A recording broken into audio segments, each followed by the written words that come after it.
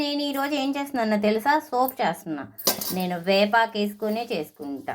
వేపాకు తెచ్చాను, శుభ్రంగా కడుగుతున్నాను. చక్కగా కడిగేసేసుకొని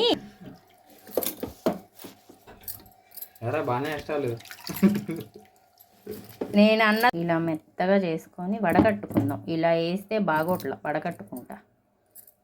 చక్కగా వడగట్టేసుకుంటే ఇది ఇలా వస్తుంది. ఏం జ్యూసో తెలుసా? ఇది వేపాకు జ్యూస్. దీంట్లో ఇప్పుడు మనం ఏమేమి వేస్తామంటే కాస్త పసుపు వేసాను, 1 స్పూను రోజు వాటర్, కాస్త కొబ్బరి నూనె. ఇప్పుడు ఇది సోప్ బేస్. దీన్ని కట్ చేసుకొని వాటిలో వేస్తాను చూడండి. చక్కగా ఇలా కట్ చేసుకొని ఆ గిన్నెలో వేసేసుకోవాలి.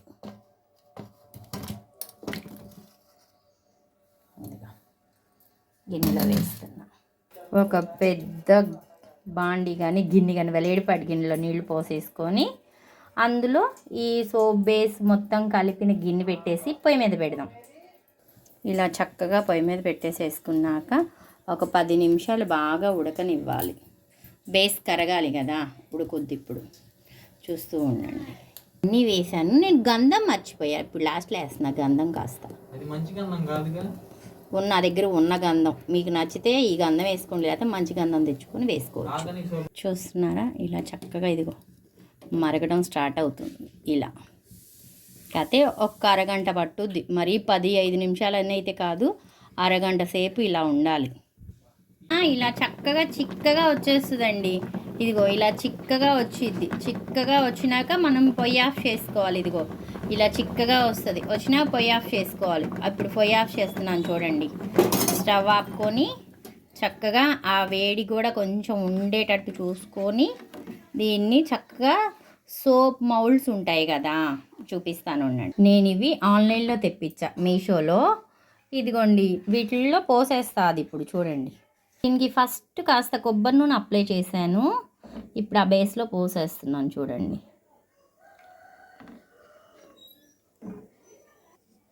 అలా చక్కగా మొత్తం కంప్లీట్ చేసేసాను. అలా కొంచెం కంప్లీట్ చేసిన తర్వాత ఇంకా కొంచెం మిగిలింది నా దగ్గర. ఇదిగో ఇలా మిగిలింది. దీన్ని ఒక గిన్నెలో పోస్తా. ఈ గిన్నెకి కూడా కొంచెం కొబ్బరి నూనె అప్లై చేశాను. అప్లై చేసినాకే పోస్తా. ఇలా పోసేసేసి చక్కగా ఆరబెడుతున్నా.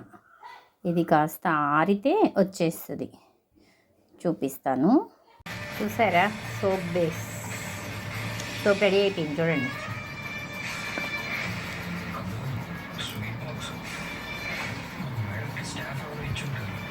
కొంచెం ఆరితే ఇంకా బాగా వస్తుంది సోప్.